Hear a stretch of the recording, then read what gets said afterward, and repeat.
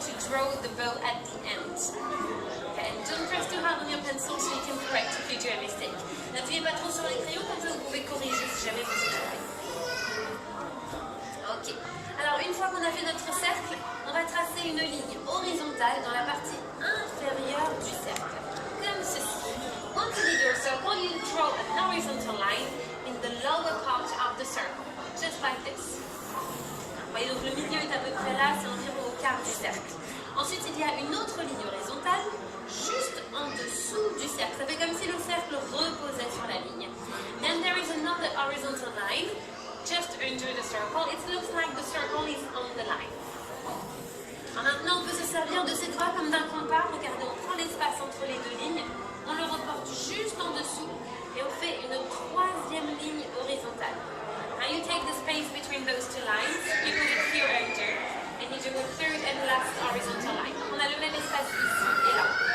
C'est un peu de géométrie, mais ça c'est très très important pour la construction de notre personnage. On va maintenant séparer le tout en deux parties égales avec une ligne verticale. Comme ça le dessin sera bien symétrique. On essaye de faire une ligne droite, pas comme moi. Et j'ai fait n'importe quoi. Voilà. On va dire que c'est au milieu, d'accord? Et voilà, ça c'est ce que vous devez avoir sur votre feuille pour l'instant. That's what you're supposed to have on your paper for the moment. Alors comment ça va pour toi? Ah mais toi tu fais ton propre personnage. Ok, d'accord. Il n'y a pas de problème, tu as le droit. Ouais, c'est super. Voilà, c'est tout pour les petits, d'accord? Là c'est supervisé, formidable et pas tout. Ok.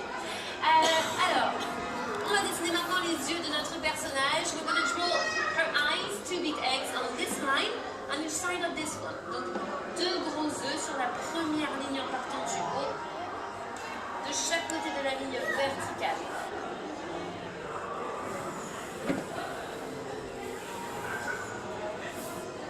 Ça fait vraiment comme des œufs, c'est plus large à la base que vers le haut. Et ensuite, à l'intérieur, les pupilles, deux petites olives noires. And inside her eyes, you draw two little black olives. On a un peu l'impression qu'elle louche, mais c'est normal, ne vous inquiétez pas. Je fais exprès. Ensuite, on colorie à l'intérieur des pupilles, on les fait bien foncées. You can color in her eyeballs.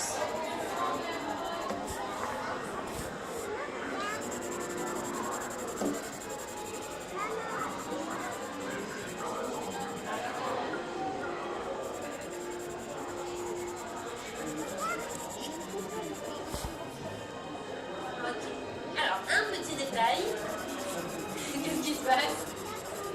Ah ben non, pas déjà quand même. Non, oui, non. Dès le début. D'accord, bon, vous allez pouvoir vous rattraper après? On va voir, ok. Bon, un petit détail, une différence qu'il y a entre des yeux Donald, à part le nœud, sont les paupières et les cils. Donc pour les paupières, on fait une ligne courbe dans la partie supérieure de l'œil. Alors c'est important de faire une ligne courbe et pas une ligne droite, sinon elle aura l'air un petit peu sévère. One little detail that makes the difference between Daisy and Donald, her eyelids and her eyelashes. For her eyelids, draw a curved line and not a straight line, otherwise she's going to look a bit angry.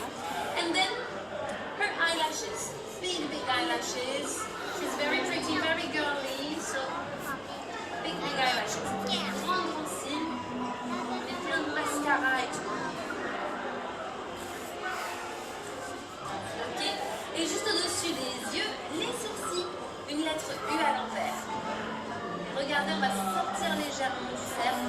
Ça va donner encore plus d'expression à son visage. Ça, c'est un petit détail qui peut jouer sur tout votre personnage. Votre dessin. For her eyebrows, it's a letter U upside down, one on the top of each eye. And you can go out of the circle a little bit, it will give more expression to her face. Donc on a fait les yeux, ça c'est bon, on va passer au bec, ça se complique légèrement.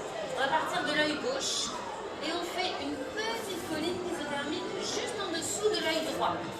Now going from one eye to another, you draw a little hill to do the top of her beak. Sur le même niveau que cette petite colline, mais sur les côtés du cercle, on fait deux croix. On the same level than this little hill, but on the sides of the circle, you draw two crosses. Okay? Alors attention, pose le crayon sur la croix de droite la deuxième ligne horizontale en partant du haut. Now you put your pencil on the right cross and draw a letter S, touching the second horizontal line from the top. Ensuite, on fait la même chose de l'autre côté, mais en miroir. Do the same thing on the other side, but the other way around. Alors, je viens t'aider parce que ça c'est un petit peu délicat. Ah mais non, c'est vrai, toi tu fais. Oh, mais elle est trop bien. C'est qui? C'est Mimi. Ah, tu vas te dire. Sans des grandes oreilles de tout. So far, so good. Moi, je trouve qu'elle sent que c'est une princesse. Ah, c'est Elsa? C'est pas Elsa? Non, c'est Mimi pour d'accord. Et par ici, ouais, c'est ça, très très bien, du coup. Alors maintenant, on relie les deux lettres S avec une grande courbe pour bien fermer la forme de son bec. Now you link those two letters with a big curved line to close the shape of her beak.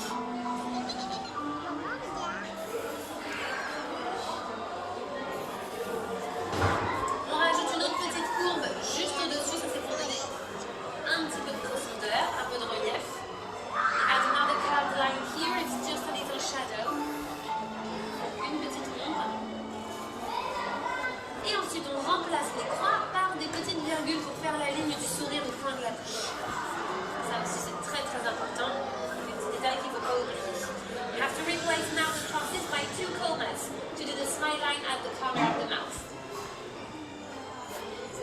Alors quand on sourit, on a les joues qui se soulèvent légèrement. Alors on part de l'œil, on fait un demi-quart qui entoure la commissure des lèvres et qui s'arrête au niveau du bec. Là, vous voyez, on a fait les joues de Daisy. Même chose de l'autre côté, mais dans l'autre sens. For your cheeks, you go from eye, draw a half part going around the corner of the mouth. Okay? For the cheeks. Same thing on the outside, of course. Voilà, donc là, on a fait la partie la plus difficile du dessin. C'est bon, c'est passé, c'est derrière nous. On peut passer à la partie inférieure du bec. On va lui ouvrir grand la bouche avec une lettre U qui touche la dernière ligne horizontale de la boîte de construction. Vous voyez, cette ligne, elle servait à déterminer l'ouverture de sa bouche. For the lower part of her beak, you draw a letter U, touching the last horizontal line of the construction box. Elle a l'air chouette, ta Mimi, hein. Vu comment tu souris, tu dois être contente. On fait une autre lettre U à l'intérieur. Voilà. Hop, pour faire sa lèvre. Another letter U inside to draw her lip.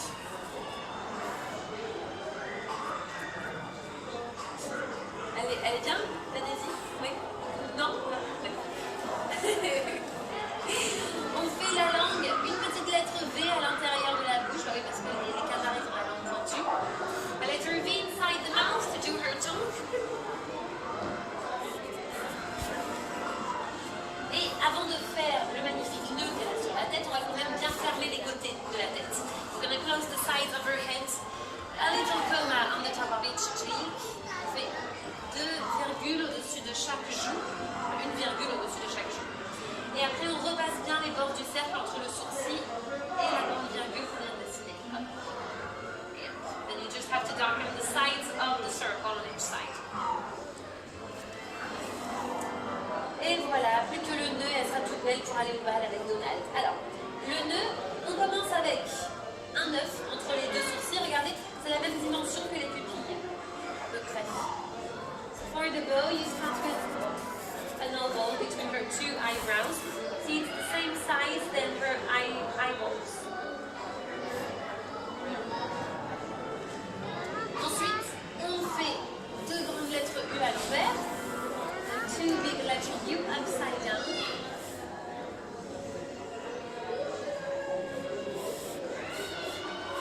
Et on relie l'extrémité de la lettre U avec le côté de sa tête, juste en dessous de ce sourcil. On s'arrête là.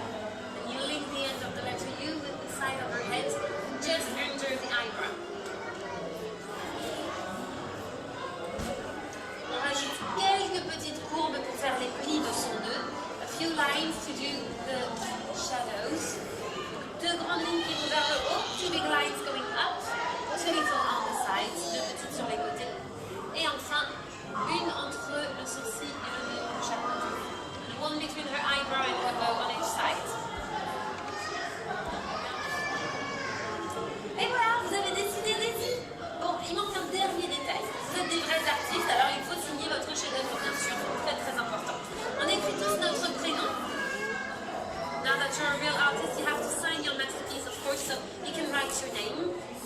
you can write the date as well. On peut aussi écrire la date. On est donc le 13 janvier 2016. Today is the 13th of January 2016.